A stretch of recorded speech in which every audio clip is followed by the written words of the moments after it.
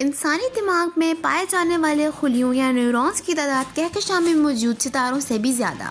اگرچہ حالیہ برسوں میں سائنس کی دنیا میں بہت ترقی ہوئی ہے، لیکن ابھی تک ہمارے لیے ہمارا دماغ ایک پراسرار اور پیچیدہ عضو ہے جس میں پوشیدہ رازوں کو ابھی افشاں ہونا ہے۔ لیکن ہم پھر بھی دماغ کے بارے میں جتنا جانتے ہیں، اس کا صحرا فاکنڈو میننز جیسے ماہرین کے سر جاتا ہے، جن کا شمار ان چند لوگوں میں ہوتا ہے جو دماغ کے بارے میں بہت علم رکھتے ہیں۔ ارجنٹائن میں پیدا ہونے والے فاکنڈو میننز نے برطانیہ کی آکسفورڈ یونیورسٹی سے علوم سائنس میں ڈاکٹریٹ کی ڈگری حاصل کر رکھی ہے، جو کہ سائنس کی دنیا میں اعلیٰ ترین تحقیق کرنے والے شخص کو عطا کی جاتی ہے۔ فاکنڈو میننز بہت سی کتابوں کے مصنف ہیں اور کئی ایسے ٹی وی پروگرامز میں شرکت کر چکے ہیں جن میں عام لوگوں کو دماغی یا نیورون سائنس کے شعبے میں جدید ترین تحقیق سے آگاہ کیا جاتا ہے۔ ان کی تازہ ترین کتاب کا نام مستقبل کا دماغ ہے۔ اس کتاب میں دماغ پر جدید ٹیکنالوجی کے اثرات، نیورو ایتھکس اور معاشرتی مسائل کے حل میں سائنس کے کردار حوالے سے سیر حاصل بحث کی گئی ہے۔ ایک آن لائن کانفرنس کے دوران فاکنڈو میننز سے گفتگو کا موقع ملا تو ہم نے ان کے سامنے چند سوالات رکھے۔ دماغ میں ایسی خاص بات کیا ہے؟ کئی دیگر خصوصیات کے علاوہ جو چیز دماغ کو ایک حیران کن عضو بناتی ہے وہ یہ ہے کہ یہ ہمارے جسم کا وہ واحد عضو ہے جو اپنی وضاحت خود کرتا ہے۔ ہم سائنس لینے کے لیے کہ یہ انٹرویو پڑھنے یا کسی فلسفانہ سوال کا جواب تلاش کرتے ہیں، جو بھی علم مکمل کرتے ہیں، ان سب کے پیچھے ہمارا دماغ ہی کار فرم ہوتا ہے۔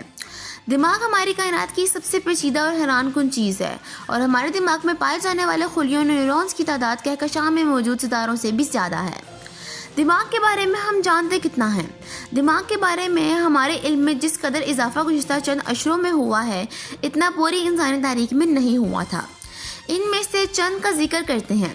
مثلاً ہم نے دکھایا ہے کہ یہ عمومی تصویر غلط ہے کہ ہمارے دماغ میں پائی جانے والی یادیں کسی ایک ڈبے میں پڑی ہوتی ہیں، بلکہ یاد اصل میں وہ آخری چیز ہوتی ہے جو ہمیں یاد رہ جاتی ہے۔ اب ہم یہ بھی جانتے ہیں کہ ہمارے دماغ میں نیورون ساری زندگی پیدا ہوتے رہتے ہیں، حتیٰ کہ جب ہم بالغ ہو جاتے ہیں تب بھی یہ عمل جاری رہتا ہے۔ اب ہم اپنے اندر پائے جانے والے ہمدردی کے جذبات کو بھی بہتر سمجھ سکتے ہیں، اور یہ بھی سمجھنے لگ گئے ہیں کہ دماغ اور زبان کے درمیان کیا تعلق ہے، اور ہمیں یہ بھی معلوم ہوا ہے کہ ہمارے جذبات میں دماغ کا کردار کیا ہوتا ہے۔ اس کے علاوہ ہمیں یہ بھی معلوم ہو گیا ہے کہ ہمارا ارد گرد کے ماحول کو سمجھنے میں دماغی خلیوں یا نیورونز کے سرکٹ کیسے کام کرتے ہیں۔ گزشتہ برسوں میں ہم نے نفسیاتی اور دماغ کے امراض کے جلد تشخیص میں بھی بہت ترقی کر لی ہے، اور ہمارے اس علم میں بھی مسلسل اضافہ ہو رہا ہے کہ ہم کوئی چیز سیکھتے کیسے ہیں۔ دماغ کے بارے میں ہمارے علم سے نہ صرف ہم افراد کی زندگی میں بہتری لا سکتے ہیں، بلکہ اس سے معاشرے کو بھی بہتر بنا سکتے ہیں۔ دماغ کے بارے میں ہم جانتے کتنا ہیں؟ دماغ کے بارے میں ہم علم میں جس قدر اضافہ گزشتہ چند عشروں میں ہوا ہے، اتنا پوری انسانی تاریخ میں نہیں ہوا تھا۔ ان میں سے چند کا ذکر کرتے ہیں۔ مثلاً ہم نے دکھایا ہے کہ یہ عمومی تصویر غلط ہے کہ ہمارے دماغ میں پائی جانے والی یادیں کسی ایک ڈبے میں پڑی ہوتی ہیں۔ گزشتہ برسوں میں ہم نے نفسیاتی اور دماغ کے امراض کی جلد تشخیص میں بھی بہت ترقی کر لی ہے، اور ہمارے اسی علم میں بھی مسلسل اضافہ ہو رہا ہے کہ ہم کوئی چیز سیکھتے ہیں۔ دماغ کے بارے میں ہمارے علم میں نہ صرف اہم افراد کی زندگی میں بہتری لا سکتے ہیں، بلکہ اس معاشرے کو بھی بہتر بنا سکتے ہیں۔ دماغ کے بارے میں مزید دریافت کیا ہوگی، اور ہمیں اس کا کب پتہ چلے گا؟ ہم نے یہ تو سمجھ لیا کہ دماغ میں کوئی خاص عمل کیسے ہوتا ہے، لیکن ابھی تک ہمارے پاس ایسا کوئی سائنسی نظریہ یا تھیوری نہیں جو یہ بتا سکے کہ دماغ روزمرہ یا عموماً کیسے کام کرتا ہے۔ اس کے علاوہ نیا علم نئے سوالات کو بھی جنم دیتا ہے۔ یہ سوال ہم خود اپنے آپ سے پوچھ سکتے ہیں کہ کیا آپ بھی کبھی دماغ کی پہلیوں اور پوری طرح سمجھ سکتے ہیں؟ کیا دماغ ایک مکمل مشین ہے؟ میں دماغ کے حوالے سے بہترین مشین جسے الفاظ استعمال نہیں کر سکتا۔ میں کہتا ہوں کہ یہ پیچیدگی اور اس چیز کی بات کرتا ہوں کہ دماغ میں کیا کچھ کرنے کی صلاحیت موجود ہے۔ زندگی بھر ہمارا دماغ مسلسل تبدیل ہوتا رہا ہے۔ یہ اصل میں ایک لچکدار عضو ہے جو وقت کے ساتھ ساتھ خود کو تبدیل کرنے کی صلاحیت رکھتا ہے۔ ہمارے دماغ کے اعصابی نظام میں اس صلاحیت کو وہ نئی تبدیلیوں کے مطابق خود ڈھال لیتا ہے۔ اس صلاحیت کو نیورو پلاسٹیسٹی کہا جاتا ہے۔ اس صلاحیت کی تفعیل ارد گرد کے ماحول میں تبدیلیوں کے جواب میں ہمارے دماغ کے خلیے یا نیورونز نہ صرف آپس میں نئے کنیکشن یا ضبط میں رابط بنا لیتے ہیں، بلکہ نیورونز نئے انداز سے کام کرنا شروع کر دیتے ہیں۔ دوسرے الفاظ میں ہم یہ بھی کہہ سکتے ہیں کہ ہمارے تجربات ہمارے دماغ کو ہمیشہ کے لیے تبدیل کر دیتے ہیں۔ یہی وہ بڑی صلاحیت ہے کہ جس کی بدولت وقت گزرنے کے ساتھ بطور انسان ہم ارتقا ہوتا رہتا ہے، اور انسان خود کو ارد گرد کے ماحول کے مطابق تبدیل کر لیتا ہے۔ آپ کی تازہ ترین کتاب کے عنوان مستقبل کا دماغ ہے۔ آنے والے کل دماغ میں کیسا ہوگا؟ اپنی ثقافت کے اعتبار سے دماغ آئندہ کئی صدیوں تک تبدیل نہیں ہوگا۔ تاہم جس قسم کی نئی ٹیکنالوجی سامنے آ رہی ہے، اس کی بنیاد پر ہم کہہ سکتے ہیں کہ شاید مستقبل میں ہمارے دماغ پر جینیاتی رد و بدل یا جینیٹک انجینئرنگ کے اثرات زیادہ ہو جائیں گے، اور بایو ٹیکنالوجی کے شعبے میں بڑھتے ہوئے امکانات سے ہماری دماغی صلاحیتیں بھی وسیع ہو جائیں گی۔ آج ہم مصنوعی انتخابات یا آرٹیفیشل سلیکشن کے ذریعے اپنے جینز میں رد و بدل کر سکتے ہیں اور یوں اپنے جسمانی یا بایو ٹیکنالوجی خصوصیات کو تبدیل کر سکتے ہیں۔ اس کے علاوہ جدید ٹیکنالوجی کی بدولت ہم مصنوعی ریشے یا ٹیشوز بھی بنا سکتے ہیں، جسے پلاسٹک سے جلد بنانا اور آنکھ کے مصنوعی پردے یا رٹاب بنانا۔ اس بات کا امکان موجود ہے کہ ہم آئندہ چند صدیوں میں ایسے نیورو ٹیشوز بھی بنا سکیں گے جو ہمارے دماغ میں موجود ہوتے ہیں یا قدرتی طور پر پائے جانے والے دماغی ریشوں کو مرمت کرنے کے قابل ہو جائیں۔ اس سے ڈیمنشیا اور اس جیسے دیگر دماغی امراض کا علاج دریافت کرنے میں بہت مدد مل سکتی ہے۔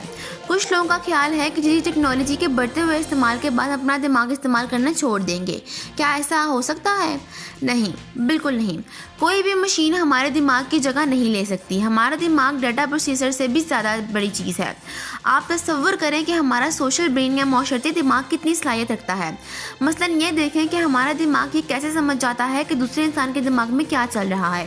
یوں ہم دوسرے انسان کا درد سمجھ جاتے ہیں اور ہمارا دماغ دوسرے شخص کے درد کے رد عمل میں کیا کرتا ہے۔ ہمدردی، احساس اور تعاون ایسی صلاحیتیں ہیں جو کسی مشین میں نہیں، اور یہی صلاحیتیں انسانی زندگی کی بنیاد ہیں۔ ہمیں یہ بالکل بھولنا نہیں چاہیے کہ ہم بنیادی طور پر ایک معاشرتی مخلوق ہیں۔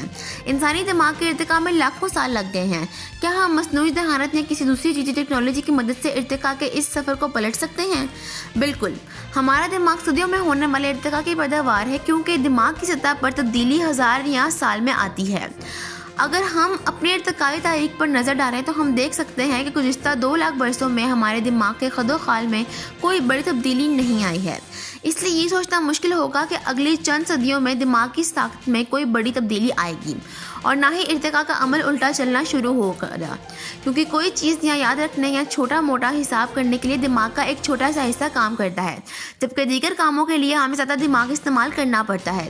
لیکن ہمیں پھر بھی یہ کوشش کرنی ہے چاہیے ٹیکنالوجی زیادہ انحصار کرنے پر اپنے دماغ پر زیادہ دباؤ نہ ڈالیں، کیونکہ ہمیں معلوم ہے کہ اگر دماغ پر مسلسل دباؤ ڈالتے رہیں گے تو اس سے ہماری صحت اور دماغ دونوں متاثر ہوتے ہیں۔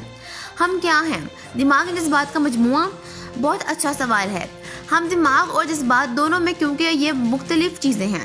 ہمارے دماغ میں جذبات کا بھی ایک مقام ہے، اور یہی جذبات ہماری زندگی میں مرکزی حیثیت رکھتے ہیں۔ جذبات ہماری یادوں پر اثر انداز ہوتے ہیں، کیونکہ ہم ان چیزوں کو بہت اچھی طرح یاد رکھتے ہیں جن کے اثرات ہم پر 11 ستمبر 2001 کے دن اس وقت کیا کر رہا تھا جب نیو یارک میں ٹوئن ٹاور پر حملہ ہوا تھا۔ لیکن کسی شخص کو یہ یاد نہیں کہ وہ 11 ستمبر کے ایک دن پہلے کیا کر رہا تھا۔ اس کے علاوہ جذبات ہمارے فیصلہ کرنے کے عمل پر بھی اثر انداز ہوتے ہیں۔ سادہ الفاظ میں یہ کہہ سکتے ہیں کہ کوئی فیصلہ کرنے کے لیے ہمارے اندر 2 قسم کے نظام موجود ہوتے ہیں۔ ایک نظام وہ جو خود بخود کام کرتے ہیں اور تیز کام کرتے ہیں، یہ نظام ہمارے ارتقاء کی 3 ہے، اور دوسرا نظام وہ ہے جو آہستہ اور عقلی بنیاد پر کام کرتا ہے۔ فیصلہ سازی میں ہماری رہنمائی جذبات ہی کرتی ہے، اور عقل عموماً وہ ذہانت ہوتی ہے جو ہمیں یہ بتاتی ہے کہ ہم نے مذکورہ فیصلہ کیوں کیا۔ ہمارے دماغ میں کرونا وائرس کی وبا کیسے اثر انداز ہو رہی ہے؟ یہ وبا ہمارے دماغ پر منفی اثرات مرتب ہو رہی ہے۔